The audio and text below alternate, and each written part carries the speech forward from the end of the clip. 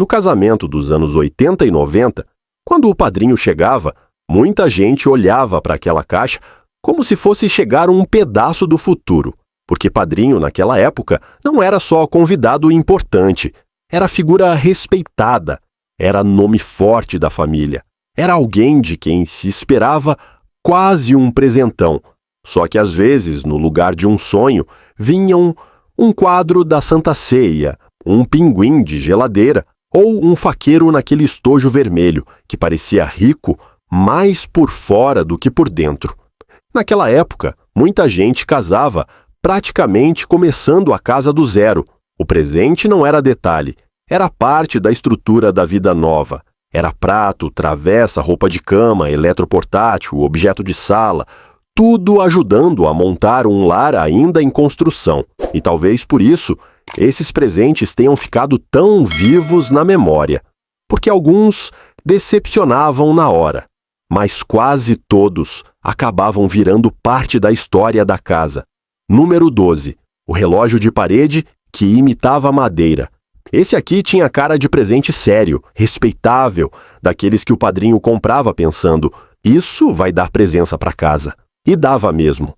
Era grande, redondo ou octogonal, com moldura de plástico escuro, tentando parecer madeira nobre, números dourados e aquele tic-tac que parecia mandar no silêncio da sala. Em muita casa, ele ficava bem acima da mesa de jantar, vendo almoço de domingo, visita chegando sem avisar e criança correndo com um copo de refresco na mão. O problema é que, na imaginação dos noivos, o padrinho trazia algo mais emocionante, mais novo, mais de casamento. E o relógio, apesar de útil, tinha um ar de repartição, de consultório, de casa de parente mais velho. Ninguém tinha coragem de dizer que era sem graça, porque afinal era um presente caro para o padrão de muita família. Então, ele era pendurado com todo respeito. E ali ficava, marcando as horas e lembrando que o casamento tinha começado junto com a vida adulta de verdade. Na sua casa, teve um desses olhando o almoço de domingo por anos? Número 11. O jogo de pratos Duralex marrom. Esse é quase patrimônio sentimental do Brasil. O Duralex marrom não entrava numa casa. Ele se instalava para décadas. Era resistente, pesado na medida certa, bonito do jeito possível daquela época e parecia sobreviver a tudo. Queda, mudança, filho pequeno, pia cheia, visita demais. Na mesa, ele vinha com feijão, arroz soltinho, bife acebolado, macarronada de domingo e até bolo simples com café preto. Mas aí está o contraste. Era útil demais para ser criticado e simples demais para parecer o grande presente que se esperava de um padrinho. O casal abria a caixa, sorria, agradecia e por dentro talvez pensasse que o tal presentão tinha virado só mais um empurrão honesto na cozinha do dia a dia. Esse tipo de presente acabava vencendo o tempo, porque o glamour passava, mas o prato ficava. Que hoje, para muita gente, lembrar do Duralex marrom é lembrar do som do prato na mesa de fórmica e da casa cheia, num domingo comum. Na sua memória, ele era prato de todo dia ou prato bom, que acabava sendo usado todo dia também. Número 10. As travessas Marinex com suporte de inox. Aqui a caixa prometia muito.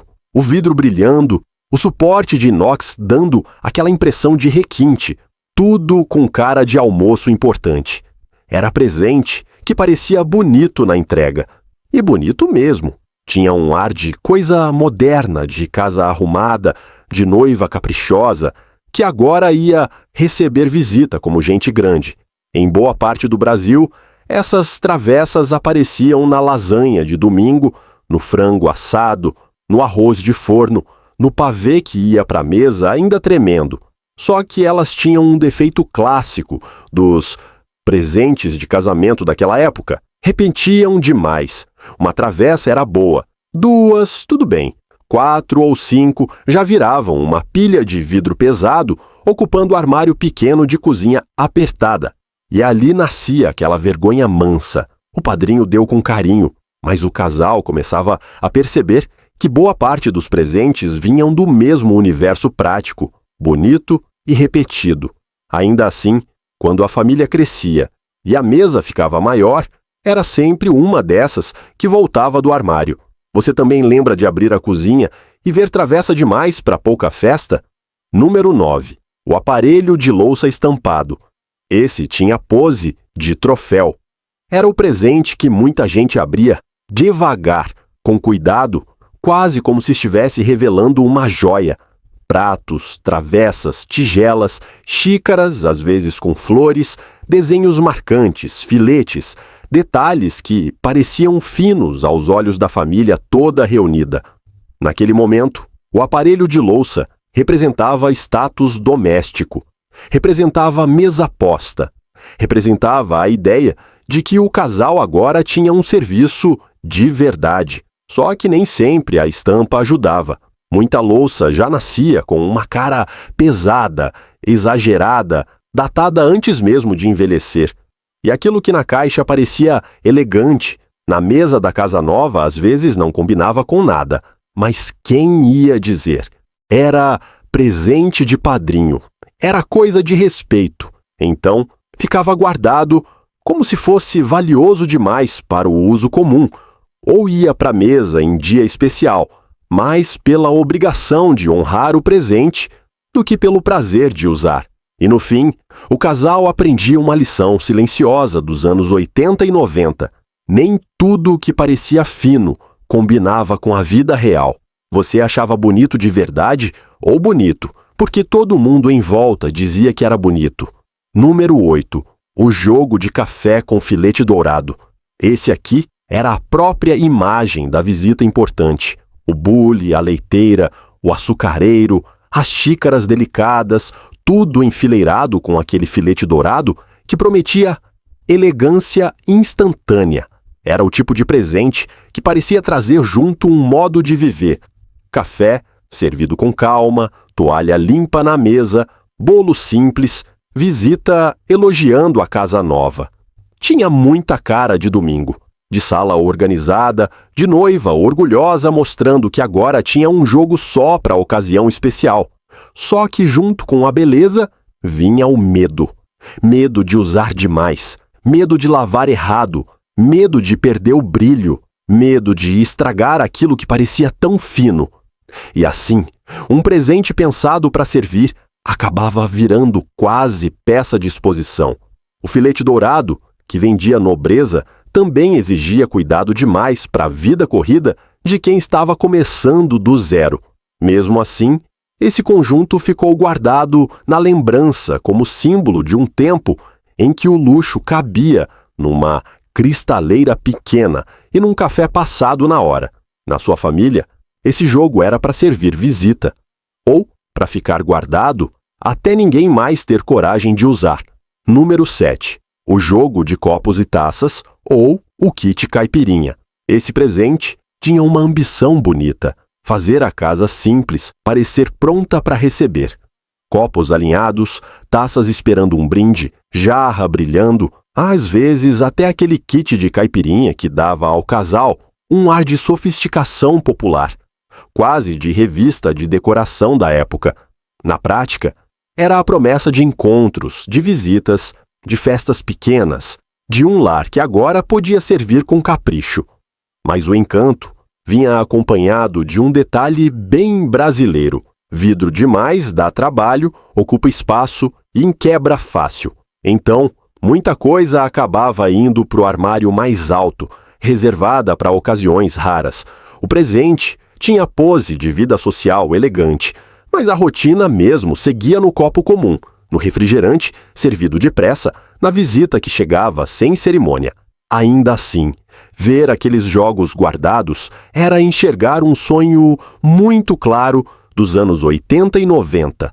A vontade de parecer um pouco mais arrumado, um pouco mais preparado, um pouco mais estabelecido do que a vida permitia. O que te marcou mais? A elegância da caixa ou o medo de quebrar alguma peça na primeira visita?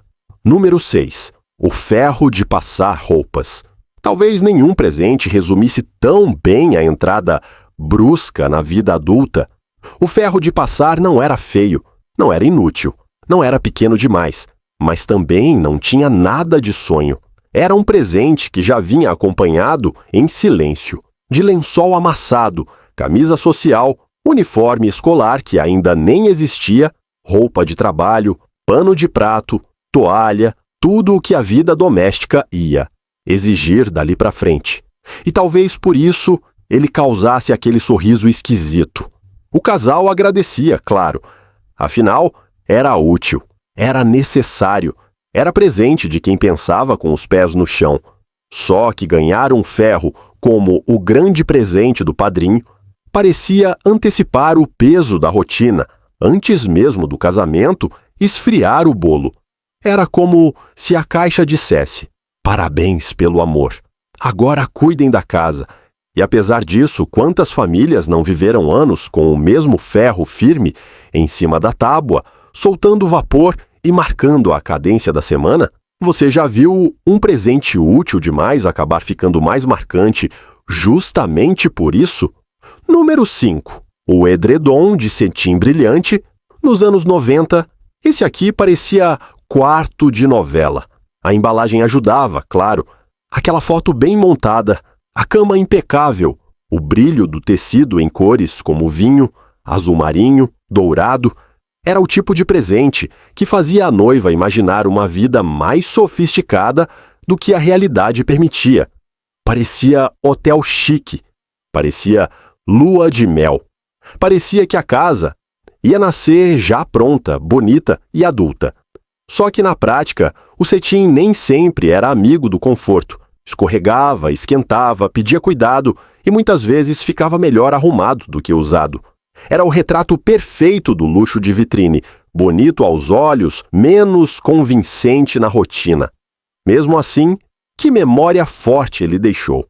Porque bastava abrir o armário e ver aquele brilho guardado para lembrar do casamento, da ansiedade, da casa nova e da tentativa sincera de transformar o quarto em algo maior do que ele era. Na sua lembrança, era item de dormir mesmo, ou daqueles que só ficavam bonitos quando alguém vinha visitar. Número 4. A baixela de inox. Aqui o brilho falava alto. Sopeira, travessa, molheira, peças que davam à mesa um ar de cerimônia. Em muita família, a baixela de inox era o tipo de presente que fazia a casa se sentir importante no Natal, no Ano Novo, num almoço de batizado, numa visita mais formal. Não era exatamente prática para o dia a dia, mas entregava uma coisa poderosa naqueles anos: aparência de capricho. E naquela época, a aparência de capricho contava muito. O problema é que esse brilho também exigia cuidado. Riscava, manchava, ocupava espaço e, na maior parte do tempo, vivia guardada, esperando uma ocasião que nem sempre vinha. Ainda assim, ninguém desprezava, porque o inox, brilhando no armário, dizia uma frase silenciosa: essa casa também tem suas peças de respeito. E talvez esse tenha sido um dos grandes sonhos domésticos dos anos 80 e 90. Ter pelo menos alguns objetos que fizessem a vida simples parecer um pouco mais solene. Na sua casa, a baixela saía muito, ou só respirava em data grande. Número 3. A máquina de costura Singer. Esse presente já vinha com outra densidade. Não era só objeto, era ferramenta, era autonomia, era quase herança antecipada. A Singer, para muita gente, tinha nome próprio, peso, som e utilidade. Com ela se fazia barra de calça, ajuste de roupa, conserto, remendo, capa de almofada, roupa de criança, pedaço do enxoval. Em muitas casas brasileiras, a máquina de costura não era luxo, era aliada de sobrevivência. E justamente por isso, o presente tinha uma beleza diferente. Não encantava como um objeto delicado de sala. Encantava pelo valor que carregava, mas também tinha sua vergonha silenciosa, porque o casal podia sonhar com romance e, de repente, recebia uma máquina que já trazia, junto à ideia de trabalho, economia reaproveitamento, esforço. Mesmo assim, quantas histórias de família não passaram por uma máquina dessas? Quantos lares não foram costurados literalmente em cima dela? Na sua memória, máquina de costura era presente de casamento, ou quase um membro da família. Número 2. As taças de cristal pesadas. Esse era o presente que queria parecer europeu, refinado, quase inalcançável. Taças grossas, lapidadas, pesadas na mão, bonitas demais para a rotina comum. Era o tipo de caixa que, aberta, arrancava respeito imediato. Porque cristal, naquela época, ainda tinha um peso simbólico enorme. Não era só vidro. Era um sinal de distinção. Um jeito de dizer, esse casal merece algo fino. Mas a vida real quase sempre desmontava o teatro. As taças davam medo de usar, medo de lavar, medo de quebrar. E acabavam indo para a cristaleira, onde brilhavam mais como sonho do que como objeto de uso. Era um presente bonito demais para a mão de todo dia. E talvez seja isso que o torne tão inesquecível. Ele representa aquele Brasil que sonhava com elegância mesmo dentro da simplicidade, que queria parecer sofisticado, ainda que a festa de verdade continuasse sendo no copo comum. Você lembra de alguma taça dessas, que parecia cara demais, até pro jeito de segurar? Número 1, o aparelho de fondue de 11 peças. E aqui está talvez o grande campeão dessa mistura de expectativa e realidade. Porque o aparelho de fondue tinha tudo para parecer o auge do presentão. Era moderno, era romântico, era chique, tinha cara de novidade. Panela, suporte, fogareiro, garfinhos coloridos, só a caixa já prometia um casamento sofisticado, quase cinematográfico.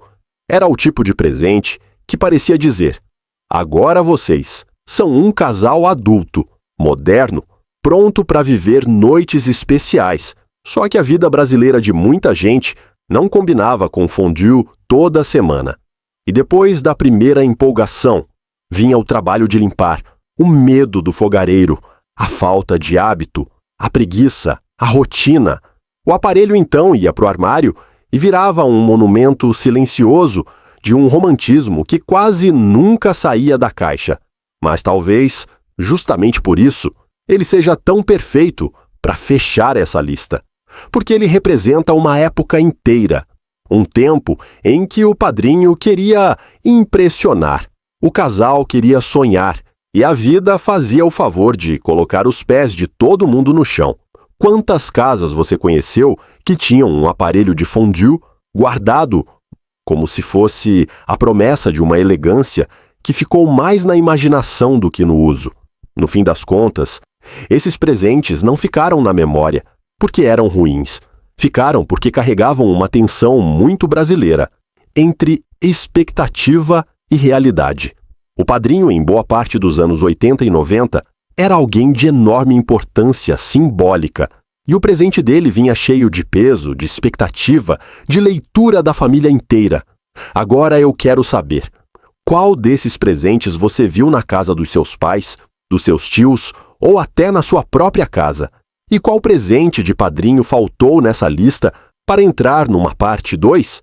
Se bateu saudade, deixa o like, se inscreve no canal e comenta aqui embaixo, porque aqui a memória continua viva.